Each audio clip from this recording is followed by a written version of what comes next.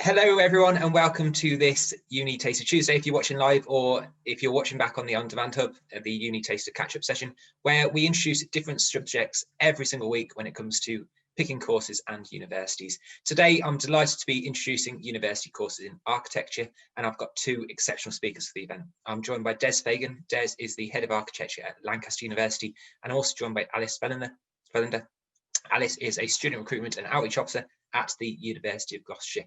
In terms of today's event, for your diaries and scheduling, etc., we're going to probably last about 40 minutes or so with two presentations, which in content might be fairly similar, but very, very useful for you.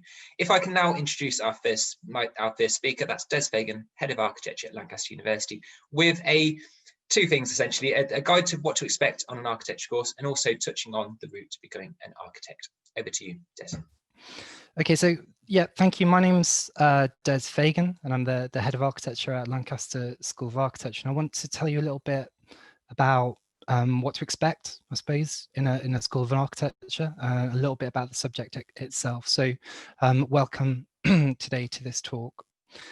So I guess one of the first questions is, why architecture? Why are you considering architecture? And you may well be asked this in an interview, so it's really worth considering this and thinking about it. So I think it's worth just reflecting a little bit on how architecture impacts you. So how does architecture affect your mood or your approach to the way in which you live your life? So I'll ask you now just to look around you at the space you're sitting or standing in.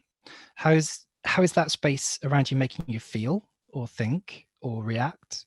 So you might be, in your bedroom, in your living room, your lounge, or even outside. You might be sitting down or standing up. Some of you might even be lying down. So architects are really interested in the way in which people react to space, and of course, creating those spaces. But what do architects do? So architects really, they manage very complex projects. So if you're a good problem solver, this career might well suit you. And architects are really interested in all the different ways people need space and use those spaces. So that can be quite a complex, but also very varied problem that you need to solve. Architects are also really interested in the ways people shape buildings and the ways in which buildings can also shape our own experiences of those spaces. So this example is from a famous architect called Zaha Hadid, where the architect is really interested in pushing the boundaries of technology to make people feel as though they're in a futuristic space. Architects also deal with both artistic but also technical issues. So architecture is an excellent combination of practical but also artistic skills. So if you're a bit of both, this might be a good career choice for you. And architects don't only deal with the outside of buildings, they also deal with the insides of buildings as well. Interesting little fact, architects, or the word architect, actually comes from Greek origins, which with the archi bit of architect meaning arch or master, and the tect bit of architect meaning builder. So the word architect means master builder. So someone who has control over the whole of the building from design through to construction.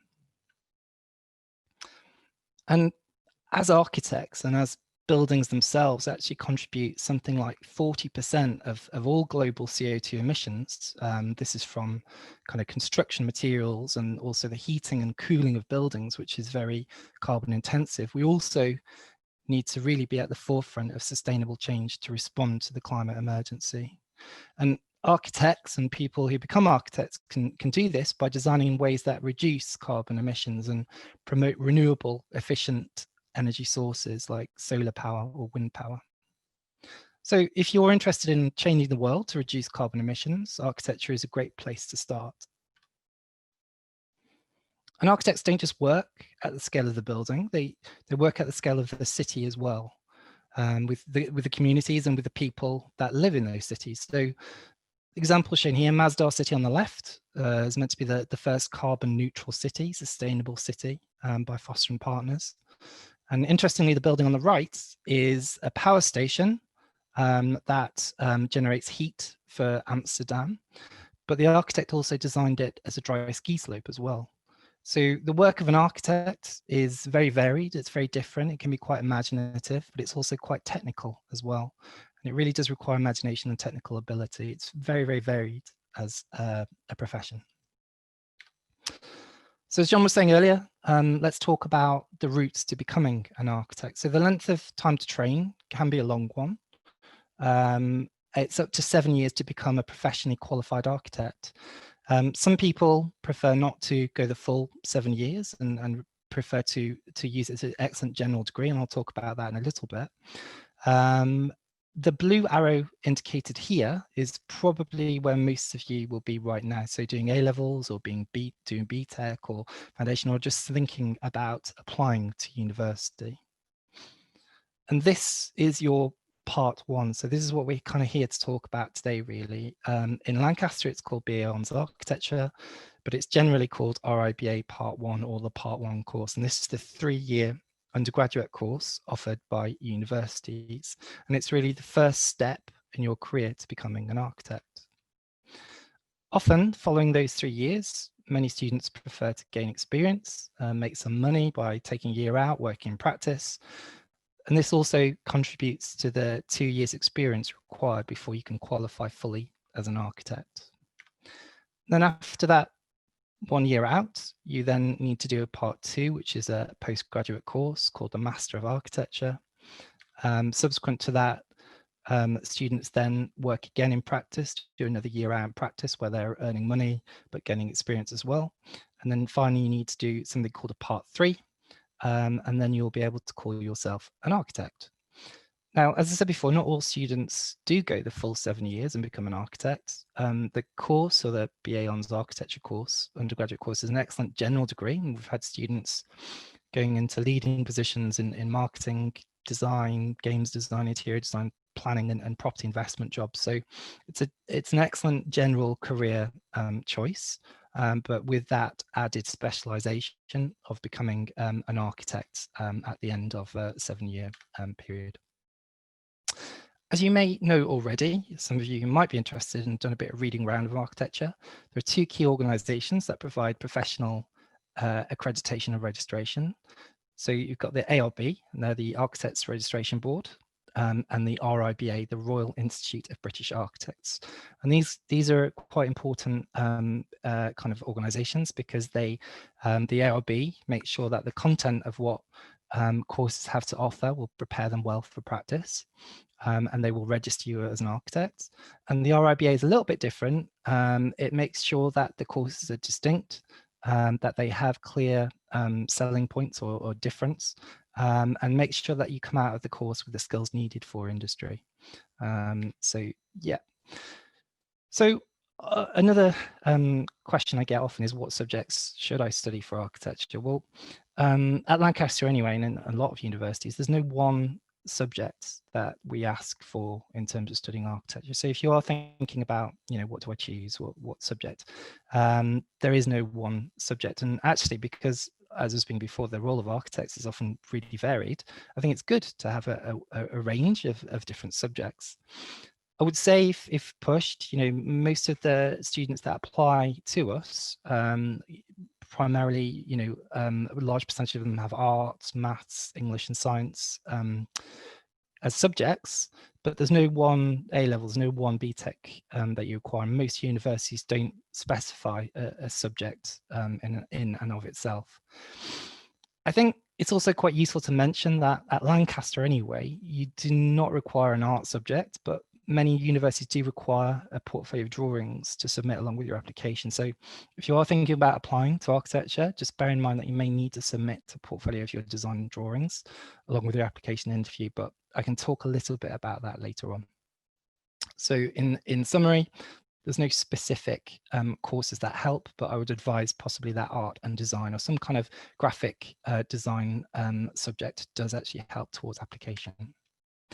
And what does a course in architecture look like? Well, I can't talk generally across all universities, but I can use Lancaster as an example because it's quite indicative of lots of different courses across the UK. So I'm just going to give you an indication of the sort of structure that we expect for the year. So For the course at Lancaster, in the blue, there are these big modules called Design Studio modules. And these are quite similar across all courses in architecture, as it's actually a professional requirement to have 50% of your course in assessed design work. So most of your time spent on this degree will be in Design Studio. So expect to spend quite a bit of your time in a studio where you have your own desk, your own space, and you'll be drawing, you'll be designing, you'll be using the computer, you'll be modeling, you'll be doing three-dimensional modeling studies as well. So most of your time is spent in that studio. And in combination with that, you'll have modules which complement that. So you'll have architectural technology, which looks at the ways in which we detail buildings and realize them. And you'll also have architectural humanities as well, which looks a little bit about the history and theory of architecture. So year one, a lot of courses do look at year one more of as a kind of skills-based approach. So it'll be about improving your communication skills. So making sure that you're able to think about space and model space.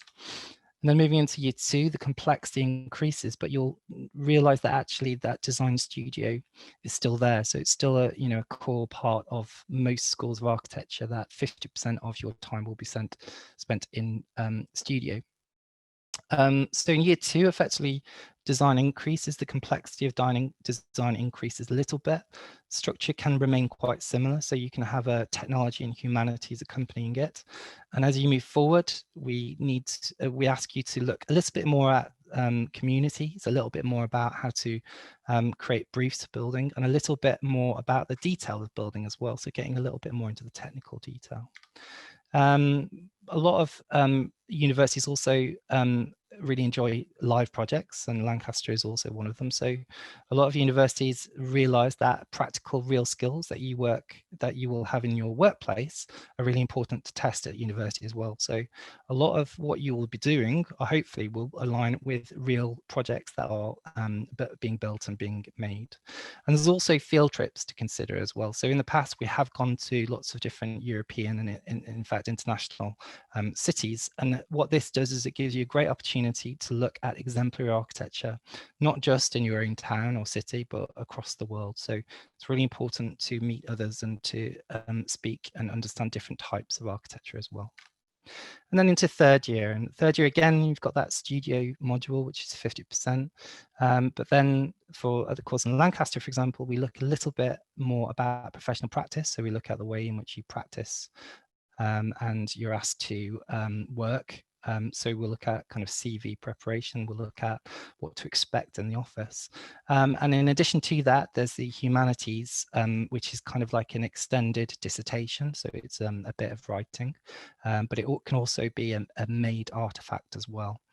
So third year is really about your design ideas. So you've had first and second year, but third year is really about your kind of ideas and your thesis. So for example, one student in architecture I had a few years ago, quite interestingly, he designed a building that could respond to a global pandemic. And this is obviously 6-7 years ago now. So so it's the third year is about your own ideas, your own thoughts and ways in which you can improve communities, improve the way in which globally issues like sustainability, ethics, but in the form of buildings and complex buildings. Yeah. So in terms of portfolio, so if you apply to university, often you're asked to provide with it a portfolio with your application along with your student statement.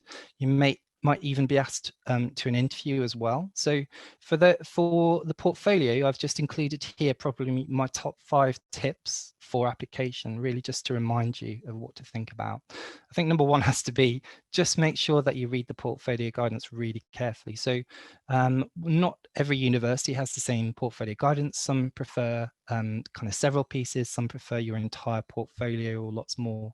So just make sure that you read that portfolio guidance really, really carefully.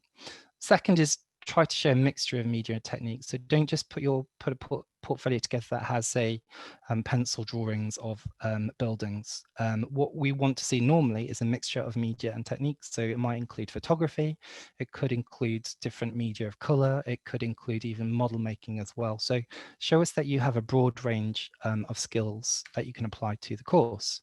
And also remember that it's not just the work itself that we're looking at, it's also the presentation of the work as well. And what I mean by that is the curation of the portfolio, the way in which you place the drawings on the page, the way in which you have maybe titles next to the images as well, just explaining a little bit about the work and what it's there for. So think really carefully about how you put together the work as well. In terms of personal statement, I always find it incredibly useful if the applicant can in some way get some work experience with an architect or a designer, just because it helps a little bit that the applicant has had some experience of working and knows a little bit about what it entails to be an architect. So it's really useful, I think, to try to get some kind of work experience, if not for a day, you know, for an hour or two, just to say that you've done something and know a little bit and show a real interest and a keen interest in it. And then finally, if there is an interview, I think because it's such an important event for you as well, you know, it's not just the university, this is your kind of 3 years, make sure you think very carefully about what you want to ask. Write down those questions. It's important for you to ask the questions. It's not a one-way process. You might have heard that before. Really, it's about your 3 years and whether or not the course suits you, but it also has the dual impact of making the interviewer feel as though you're interested and engaged about the course in particular. So do a little bit of research on the course before and write down a few questions that you can ask your interviewer. And I think that's about it for me. So thank you very much and good luck in all of your applications. Thank you, Des. That was an exceptional introduction to studying architecture at university. So really, really appreciate that, Des. Thank you very much. Our second speaker today is Alice Vellender. Alice is joining us from the University of Gloucestershire. And Alice is going to, in terms of content, maybe talk about some of the things that Des did and make very similar points. But we're really conscious of these subject events. It's great to hear from different perspectives when it comes to universities. So there might be some repetition, but it's going to be super useful. And I'm always conscious in terms of these events, they're snapshots of information. So they might help in terms of reinforcing information as well. So Alice joined us from the University of Gloucestershire, and her session title is Why Architecture? An Introduction to Studying Architecture at University. Over to you. Thanks, Alice. Hi everybody, thanks so much for tuning in today. I really hope this talk will be of use to you. Just to give you kind of a good idea of what this will be, it will be quite a whistle-stop tour, so it's going to be quite a quick talk. It's also going to be nice and easy and kind of basic. So we're starting right at the beginning. We're looking at, you know, literally the question of why might you continue to study something like architecture? So even if you actually don't know very much about architecture, that's great, because we're going to be really covering the basics today and starting to think about all the different avenues that perhaps if you did decide to study architecture at university, that it might take you down. Also, it's really important, before I share my screen, just to let you know that obviously I do work for the University of Gloucestershire, so any images that you see or any examples that I will be drawing from the courses are directly from our courses, but this is absolutely an impartial talk, so all of the things that we cover will very much be the same across the board at all of the universities as well. And if you're not sure as to whether or not the university you're applying for has quite the same kind of structure, then I would absolutely encourage you to go away, use the UCAS tool, use various different tools that you've got access to, like Career Pilot or SACU, just to do a little bit of a deeper exploration into the architecture as a subject in general. Great, so you might not know too much about architecture, and that's all good. So I just want to take you right back to the very beginning, and you'll see here, there's an image here of one of our students, and I think this sort of picture really sums up what architecture is. It's a lot of thinking, it's a lot of considering a lot of different kind of aspects of building, design, creativity, and also it's a little bit of kind of technical specification as well. So it's an interesting one, architecture actually. It's probably one of the most unique courses in terms of what we look for in personal specification. So we're looking for a student who's kind of able to be creative, but is also able to be mathematical and scientific and to plan things out and imagine them in their heads as well. So that's really, really interesting, and it might be something that suits you really, really well. So first of all, starting off right at the beginning, who actually is an architect and what do they do? And I've just taken a couple of examples here, which I think sum up really nicely actually what you could be expecting to be doing if you did decide to follow this career pathway. So this is taken from the 2020 data, so this is all correct for this year. So an architect is someone who loves to design, and that's really important. So if you find yourself doodling away or sketching or making things, you're really practical and you're really creative, this could very much be a great course opportunity for you. And it is specifically trained and licensed to work on the planning and the design of buildings, okay?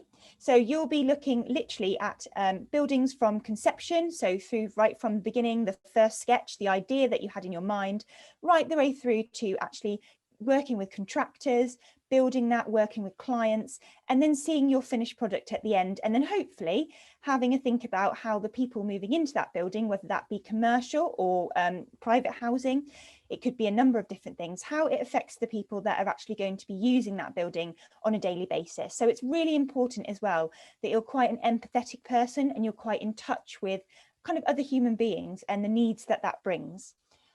Also, it's worth noting that every project you work on will be totally different. And I think that's really exciting. So no 2 days will be the same. So if you like a varied kind of a week and you're not the type of person that wants a 9-to-5 structure and you really want to be inspired, then again, architecture could be a great choice for you. An architect is also a professional person who leads the process of creating functional spaces. And I think that's really important. All of your designs would need to be functional. They need to work in the real life as well as looking beautifully stunning. And they also need to be really practical as well. So it's very much a balance of being able to realize your creative dreams and be able to tick those boxes that you need to do to make your client really happy. It's also important that you'll be looking right the way through from conception to design and then the full realization of those designs. And you might well be at the stage at the moment whereby you have lots of fantastic ideas and you love sketching things out and you love, thinking about all these amazing creative processes, but you're just not quite sure at the moment how to translate that into a physical building. So this is kind of a really great course to introduce you to the skills that you would need to make that really successful. So what type of an applicant are we looking for on a course? So I'm not just talking about the University of Gloucestershire, I'm talking about all of universities across the country and beyond. What do we actually look for in you? So we've already kind of touched upon the creative aspect, and that could be a number of different creative ways. It doesn't have to be your traditional route, so your fine art, your graphic design. I was speaking actually with our head of architecture last week, and he was saying that he would even consider students who are like me from a performing arts background, because you have that creativity and you have that drive and that imagination to be able to make some really interesting and fantastic projects. We also want somebody who's going to really understand the design and the relationship between those people and those spaces. So I kind of already touched upon this, but it's really thinking about the way that what you design will impact people's daily lives. That could be the way that they feel. It could be the way that they work if it's a commercial building. It could also be the way that they feel about entering that building. So if the building looks kind of a little bit scary and maybe a bit oppressive, then it might put people off entering the building. If it's a nice open building with lots of beautiful light and space, then again, that could give them a really fantastic feeling of positivity before they enter. So there's actually quite a lot to consider when you're designing, which I think is really great. It's also really important for us that you have a real interest in sustainability. And I know this will be the case for many other courses at other universities, but particularly for us here at Gloucestershire, because we are #1 for sustainability in the university league tables, we want to make sure that we're doing our part. So you need to make sure that you're aware of the 17 great global challenges set out by the United Nations. And if you have no idea what that is right now, do not worry. Google is your friend. I would absolutely advise you, particularly at the moment, as you're probably going to struggle to get work experience, that you should go away and do some further reading around those 17 global challenges. And that will cover kind of lots of different things, all based around sustainability. And you might even be able to weave a part of that into your personal statement. If there's a particular global challenge that you feel that you have a great idea to meet and you'd love to be able to work on that in the future, we would like to hear about that too. And again, there'll be lots of TED Talks and things like that you can watch to kind of get you a little bit up to speed on sustainability. So I would encourage everybody to have a little look at that before you start applying for universities. Also, it's important that you're a type of person that can balance your kind of creative ability and also have a slight kind of either scientific or mathematical thought process as well. Obviously, you do have a responsibility if you're designing something for it not to fall down. You want it to be really, really great and successful. So you do need to be able to do the mathematical and scientific side of the planning, as well as the creative and slightly more off the wall and wacky side of architecture as well. So where could this degree take you if you did decide to explore it? Obviously, the most kind of obvious job that you're probably thinking about is an architect. And as you might have already sort of seen from other talks that you might have watched on UniTasterDays or other sites, it can be a long process to qualify as an architect, to become kind of chartered and essentially to be able to proclaim that you're that full architect role. It could be 7 years for that. So you might want to look at other options as well, that you could use your degree to be able to explore. And it might be actually that you do a few of these in your lifetime.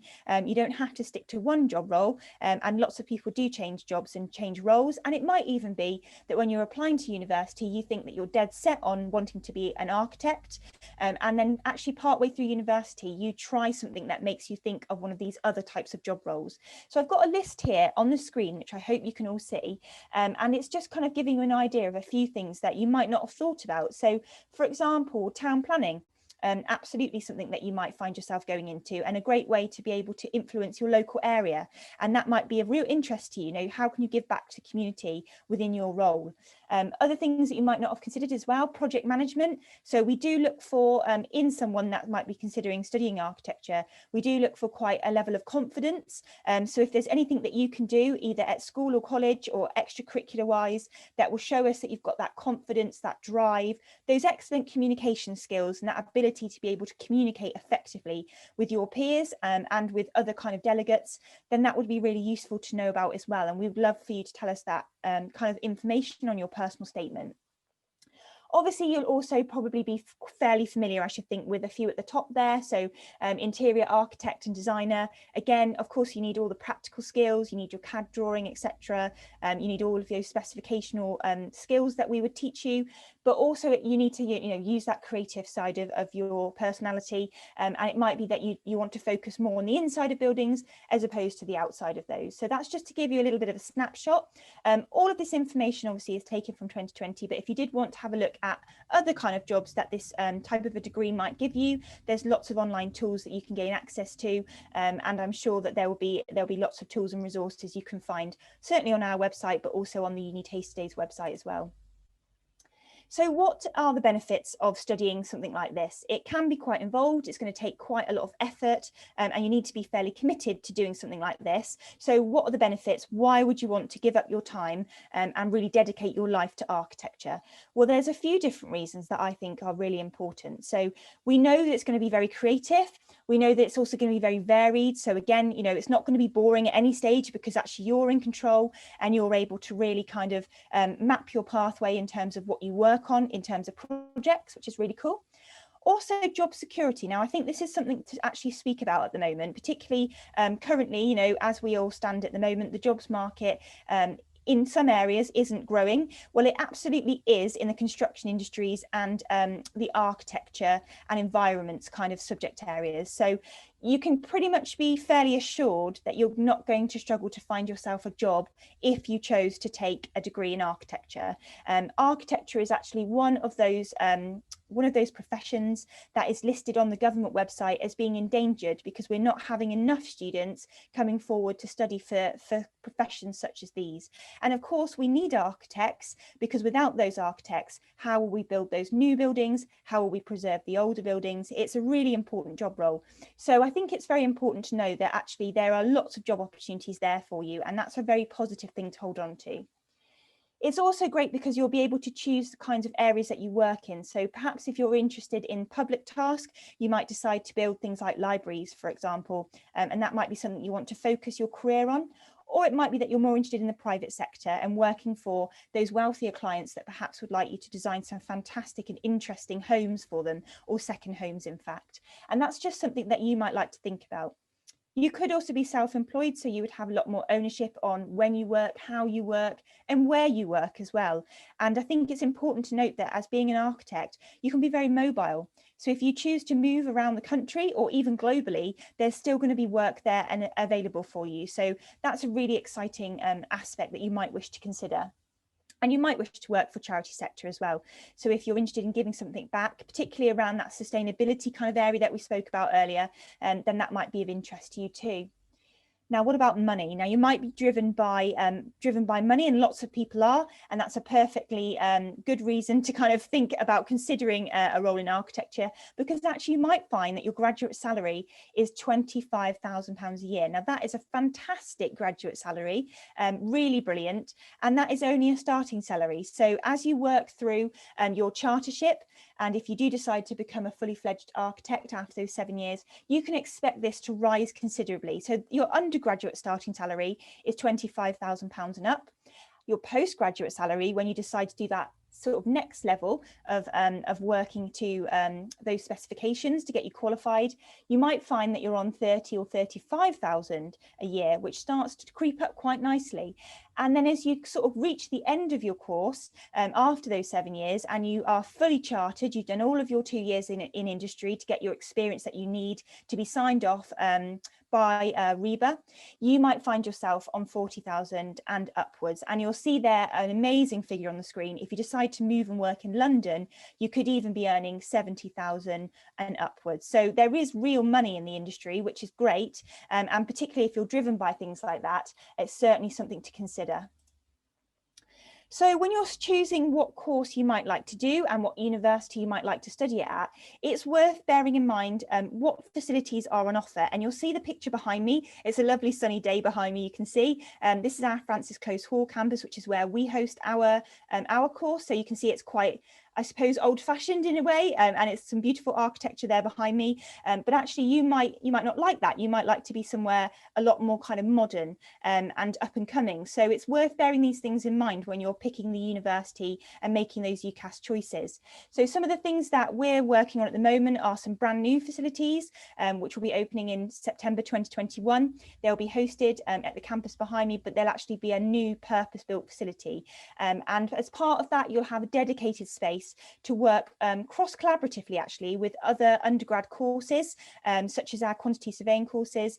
And it's going to give you a really good opportunity to be able to develop those communication skills and to be able to delegate as well in a really sensitive way, and understanding what other kind of people need from you in group work is a very key important role. So it might be that when you're looking at universities, you want a space that's got lots of cross collaboration and lots of opportunities to work with other students and like-minded creative professionals. Also, it's worth bearing in mind that you'll need to look at things like library resources. You know, have you got access to the specific computers that you need, the laptops that you need? It might be that you need Mac computers, for example. Also, in terms of buying different software to be able to do those sort of digital designs, you might need to bear that in mind when you're picking the university, because if you already get all of that for free with your university, that's brilliant. But there may be some universities where you might need to purchase additional software. But you can ask all of those questions when you do get invited to interview, and that's actually a really great question to ask, is what do you have facility wise if you haven't already been able to have a look at a virtual open day or a face-to-face interview or open day. And it's worth just thinking about all of your needs and what you're really looking for. So if you're kind of interested in a larger university, that might guide you. If you're wanting to stay closer to home, that might guide you. There's lots of things you can start thinking about now and researching if you haven't already. And we're always on hand, and many other universities will offer the same support on things like UniBuddy to be able to give you a little bit of further support on these things to consider. So just now thinking a little bit practically about what you might find yourself studying. So this is just a snapshot of a few of the courses and the modules. And in fact, modules is something you might not have heard of before. It's a university specific term. And all a module really means is just a subject that you're studying. So in the same way that at school or college, you have terms, and each term you study different subject content, is exactly the same at university. It's just that rather than a term, we call it a semester, and rather than a subject, we call it the course content or the module descriptor. Okay, so you might want to have a look actually if you're going on to university websites at their specific modules, because each university will have slightly different offering. There will be some that are fairly similar, because obviously with architecture being something that you will need to be chartered for at the end, and it is governed by REBA, which we'll talk about in a second. It means that in fact some of the courses across different universities might have some similar modules that are required by REBA for you to make sure that you really understand what is required of you in the profession, and gives you those practical skills so that you can go into industry fairly successfully. So you'll see here, if I just hover my mouse over there, there's actually a module here called Representation and Communication Strategies, and it's got a number 2 next to it. And the reason I pop that on there is because actually this is a module that runs through all 3 years that you're with us, so first, second and third year.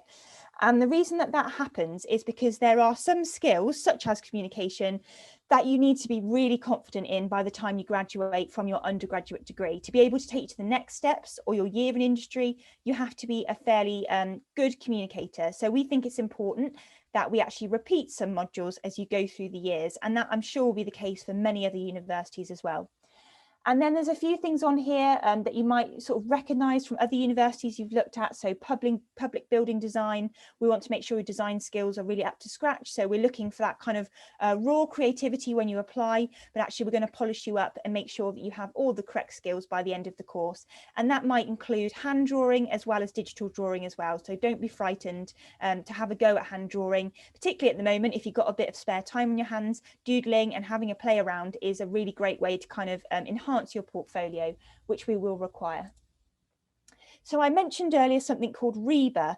Now, REBA stands for the Royal Institute of British Architects, and REBA is one of the bodies that is actually working with us and with all other universities that offer architecture with that chartered sort of pathway, to be able to check that all of the course content that we offer is actually what you need to learn.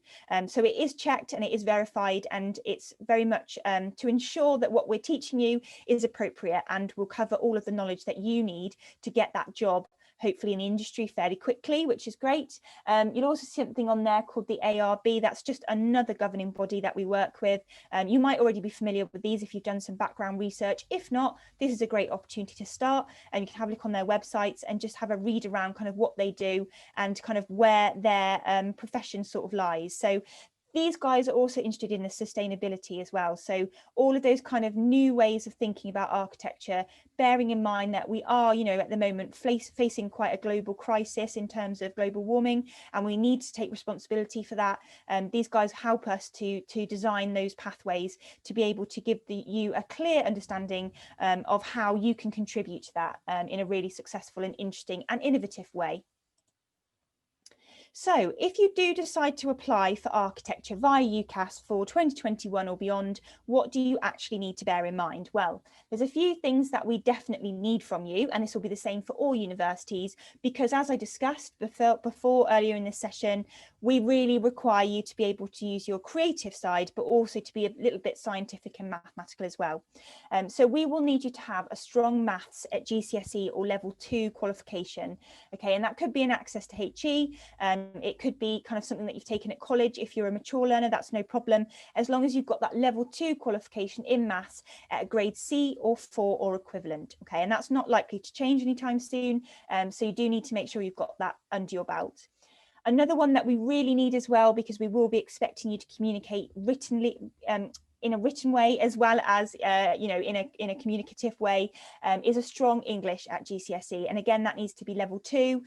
So if you are applying as a mature applicant or an international applicant, you will need to check with the admissions team at the university as to whether or not you've got what you need, and again that needs to be a grade C or 4 or above. So a few things here also that we look for, which will give you that extra edge when you apply, and this will be very similar for all universities. So if you do have a family member who has worked in the construction industry or has given you any prior work experience, that is really useful to know about. So for example, I was chatting to Bill last week, who looks after our architecture course, and my dad's a painter and decorator. So he said, that's brilliant. You know, if you'd applied for this course, we would have wanted to hear about that, because you understand what a site looks like. I used to go and help my dad dad out on a few weekends, earn a bit of pocket money. And actually he would say that is great because you get an idea of what you will be expecting to walk onto if you were coming onto a building site.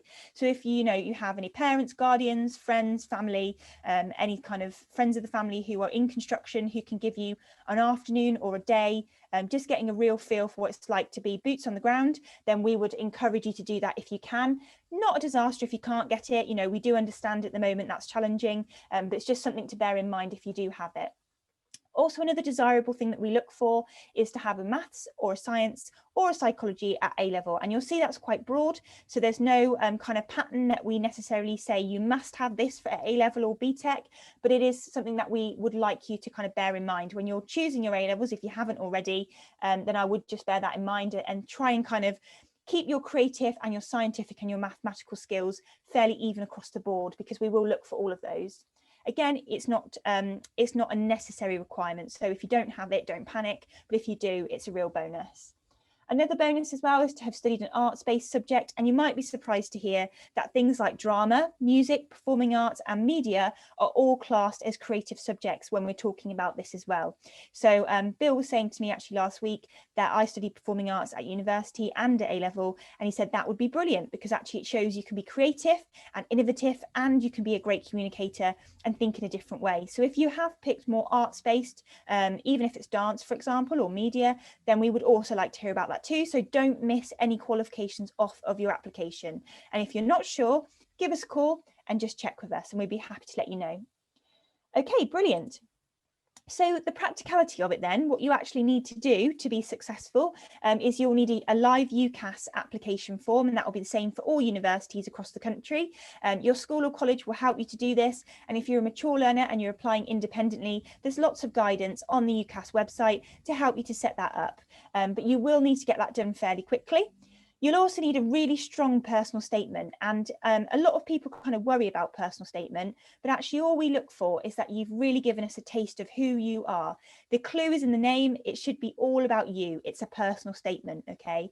And we would love for you to give us some real examples of how you've kind of found your passion for architecture, why you're really interested in going into that area, and what skills you can bring to it as well. So as much as we're shopping for you, you're shopping for us as well. So what is it about the university that you really like, or what is it about that course that particularly really piques your interest? Do be specific. The more specific you can be, the better. And also try and avoid things like jargon, because actually you'll find that many people will read your personal statement, not just the experts in the academics that actually will be teaching you architecture, but also our admissions teams as well, who will need to read many, many personal statements throughout the academic year. So if you can make it fairly universal and easy to understand and a nice, easy read for us, that makes it so much easier and so much better for us when we're processing your application. Also, you'll need to make sure you meet the UCAS points, and so that will involve you working out your tariff with your qualifications and your results as to what you're expected to get, or what you may already have if you already have your qualifications and you're applying a little bit later. I would just make sure that you read that really carefully, because each university will have different tariff points. I would arguably say it doesn't really matter what the tariff points are, as long as you really like the university you've chosen and you've based your decisions on lots of informed decisions. You've had a look on an open day, you've met the lecturers, and you know what the course content is. So don't worry too much about tariff points, but do make sure that you're aware of what is required of you. Also, we do require you for this course to provide us with a portfolio. And at the moment, and it's looking like this will continue into spring 2021, we do require you to provide a portfolio digitally. And that is obviously due to not being able to meet face-to-face at the moment. You might be like we are right now, having a chat over an online platform such as Teams or Zoom, but we will guide you with all of that. If you do apply to a university and get asked to provide a portfolio for an interview, they will always send through a specification for what you need to do and what you need to provide and include in your portfolio. So do make sure you read the guidance really, really carefully. Read it twice is my best advice for you, as each university may want different things. Okay, they shouldn't be wildly different because you will be applying for architecture as a course, but they may want it to be slightly sort of different in the way that's laid out, and they may wish you to use sort of different software And if you haven't got that software, or you're not quite sure how to do that, don't be afraid to go back to the admissions department and actually ask them for a bit of further help, because we always want you to succeed. So please don't worry if you're just not sure where to start. We would much rather you ask for help other than kind of worry about it and leave it till the last minute. And if you do get invited face to face, just bear in mind that if you're asked to bring a physical portfolio, you may need to transport that on public transport. So think about the cases that that might be in, and do make sure you stick everything down with some really good strong glue and it doesn't go flying off while you're traveling on a bus. Okay, so that's pretty much it from me. I obviously look after these subject areas in the outreach team, but I do also have an expert who's informed all of this for me, which is our lovely Bill, whose picture you can see there. Bill Burford is the academic subject leader for our ACE courses, and he looks after architecture specifically as well. So if you do, after watching this video, have any sort of questions around portfolio or anything specifically about the industry or careers that perhaps you would like some further information on, Bill is very kindly given us his email address there. So I'm going to leave that up just for a couple of seconds. Do feel free to take a screen grab of that and pop Bill an email. We are very much impartial, so if you want to just have a chat, even if you're not applying to us, then please do feel free to reach out to us. And you can also access me directly Monday to Friday, 9 till 5 via UniBuddy. So if you do log on to UniBuddy, you'll see my profile there. You can pop me a message if you do think of any questions that perhaps haven't been answered by this quick fire talk. I do really hope that that's been informative for you and has answered all of your questions and got you thinking about all of the extra research you can be getting on with between now and submitting your UCAS application. And all I need to do now is wish you all the best luck for the future. So that's it from me. Thank you so much.